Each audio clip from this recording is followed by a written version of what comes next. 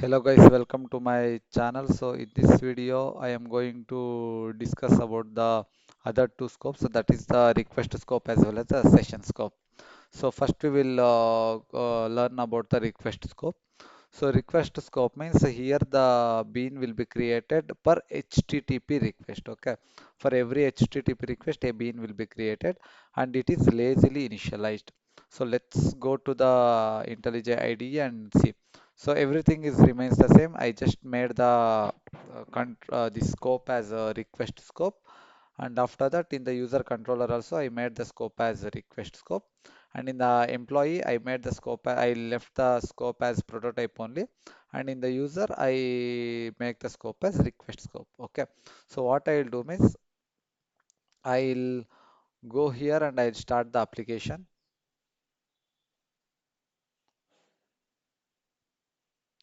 So no beans will be created during application startup because the scope is of request as well as prototype. You can see no beans has been created.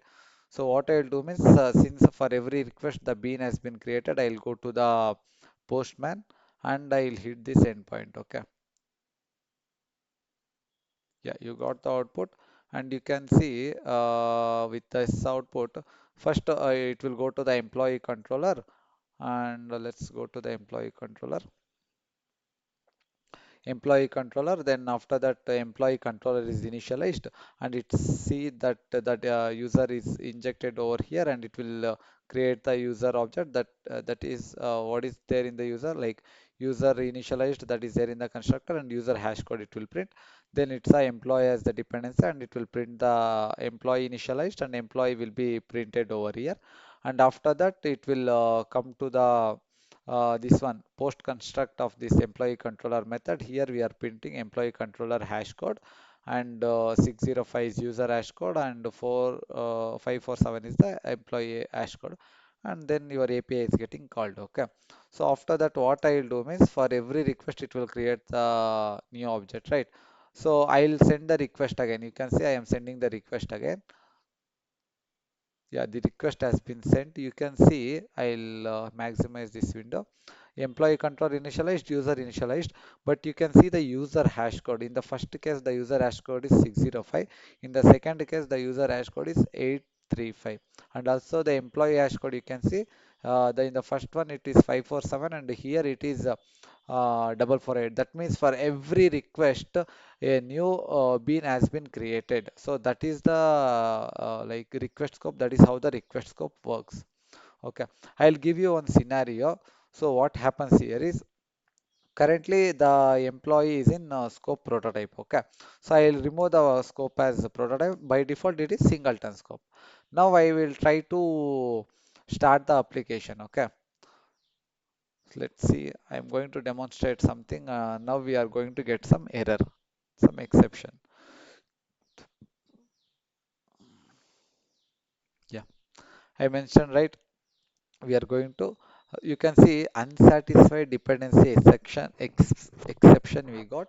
So error creating bean with the name employee, unsatisfied expressed through field user, error creating bean with name user, scope request is not active for the current thread. So I am basically what I am doing is, so since the employee scope is singleton. Okay, so it will try to create the bean for this employee class at the application startup only. But at the application startup, it will say, okay, there is a dependency. What is the dependency? The dependency is user. Okay. When it goes to the user scope is a request scope. That means this bean will be created when sending the request only. Before that, it won't be created. That is why you are getting that error. So in order to solve this, what you can do is there is something known as proxy mode. Okay, proxy mode, scoped proxy mode dot target class. So what it will do means, so it will just act as a proxy mode so that the employee object will be created, but you won't get this user initialized and user hash code because a new user bean will won't be created. Just it is in order to support this application startup, it is acting as a proxy. So now we will start the application. only you will get employee related things, that is employee initialized and employee hash code. Okay, and the application will come up fine. You can see employee initialized and employee start hash code you got, and there is no exception here. So that is why whenever we are injecting this request scoped bean in singleton scoped bean, you make sure that you are handling this situation. Okay, and let's go to this. Yeah, you can see request scope is one bean per HTTP request. It is lazily initialized and proxy mode. Whenever you are injecting the request scoped bean inside singleton bean, you are going to use the proxy mode. Now let's look at the last scope, that is the session scope. So I'll make this as session.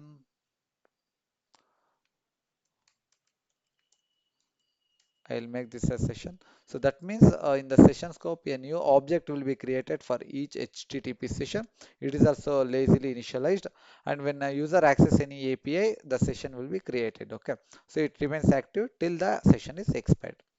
I am going to demonstrate the situation employee controller and user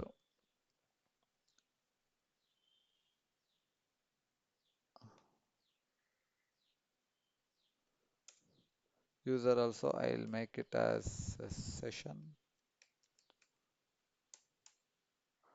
and employee also I'll make the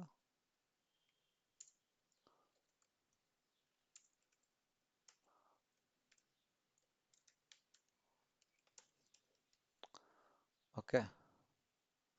So what I'll do is I'll start this application.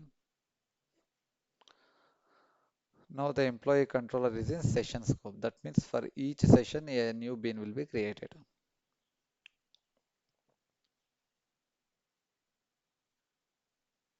You can see the application has started.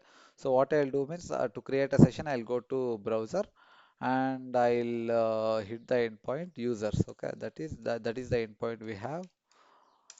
So you can see I hit the endpoint, I got the output as well. When I hit the endpoint, the employee controller is initialized and user is initialized, user hash code, employee initialized, because in this employee controller, this user and employee are the dependencies. They are injecting, we are doing field injection. Then after in the employee controller, this is the employee controller hash code, this is the user hash code, and this is the employee hash code. Okay. So now what I'll do means I'll hit the request again. That means I will do refresh. You can see how many times I do refresh. I am getting the fetch API, because since all these request what I am sending, it is in the same session, you are getting the same, like the same beans are getting initialized and you are getting the same output. So now what I will do is I'll invalidate the session. That means I will make the session expired. Okay. So for that I have written one API. So what is that API is? Logout, and here I am passing the HTTP servlet request, and there is a method request.get session.invalidate. I am calling that method over here, and after I am calling that method. You can see in the output FHAP user logout. Okay, now the session has been expired. Now if I try to do another request, all the beans will be created with a new hash code.